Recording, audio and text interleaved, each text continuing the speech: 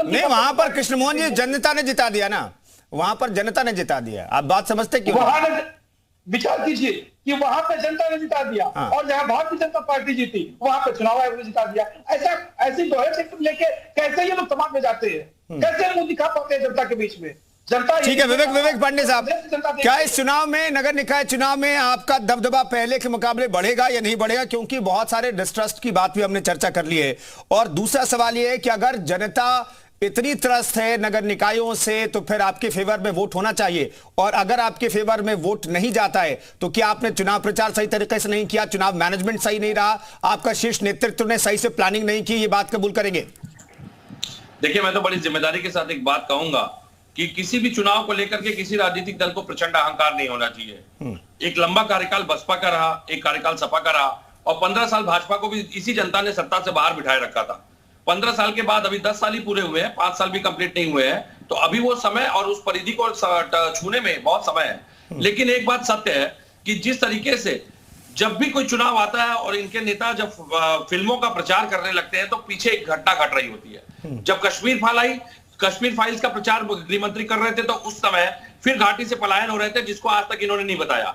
और आज फिर से जब केरला फाइल्स की बात हो रही है, केरला मूवी की ये लोग प्रचार प्रसार में लगे हैं, तो मणिपुर जल रहा है। एक गृह मंत्री फिल्म का प्रचार कर रहा है और मणिपुर जल रहा है। क्या संवैधानिक जिम्मेदारी निभा रहे हैं, इसी से समझ लीजिए आप। और उससे बड़ी बात, उत्तर प्रदेश में अगर विकास का कार्य हुआ था तो आसमान से प्रचार क्यों? मैं तो ये सवाल पूछ रहा हूं। गली मोहल्ले के चुनाव में पहली बार हेलीकॉप्टर उड़ रहे हैं, सवाल तो उठेंगे, और चुनाव आयोग को इसका संज्ञान भी लेना पड़ेगा और इसके खर्चों का ब्यौरा भी देना पड़ेगा। और अगर ये ब्यौरा सामने नहीं आता, इसका मतलब कि चुनाव आयोग सो रहा है।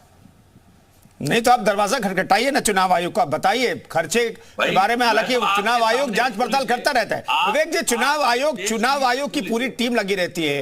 विवेक जी सुनिए ना, विवेक जी, इस देश की सबसे जिम्मेदार मीडिया है। हाँ। मैं एक सवाल पूछूंगा केवल, अगर आपको लगता है कि मेरे उठाए सवाल गलत है, मैं यहीं से बैक नहीं, मैं सवाल गलत नहीं कह रहा। मैं सवाल नहीं कह रहा हूं कि विवेक जी आप सवाल गलत नहीं पूछ रहे हैं। मैं उस पे सवाल नहीं उठा रहा।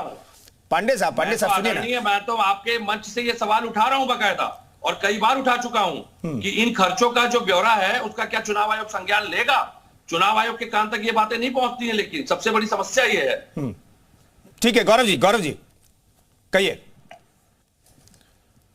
कुंदन जी, आपने कहा ना कि दरवाजा खटखटाइए। दरवाजा उनका खटखटाया जाता है जो सो रहे हो, जो जागते हुए सोने का नाटक कर रहे हो, उनका दरवाजा खटखटा के आप नहीं जगा सकते।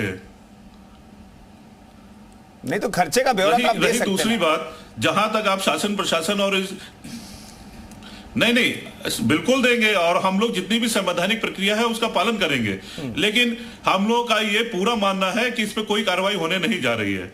दूसरा, जब भाजपा के मित्र कह रहे थे जो अभी उन्होंने तमाम असंवैधानिक शब्दों का, जिस पे बहस हो रही है उसी पे तमाम असंवैधानिक शब्दों का प्रयोग कर लिया। गुंडे है, ये है, वो है। ये सर्टिफिकेट भाजपा देती है क्या सबको? कौन गुंडा है, कौन क्या है, इसका सर्टिफिकेट भाजपा देती है क्या?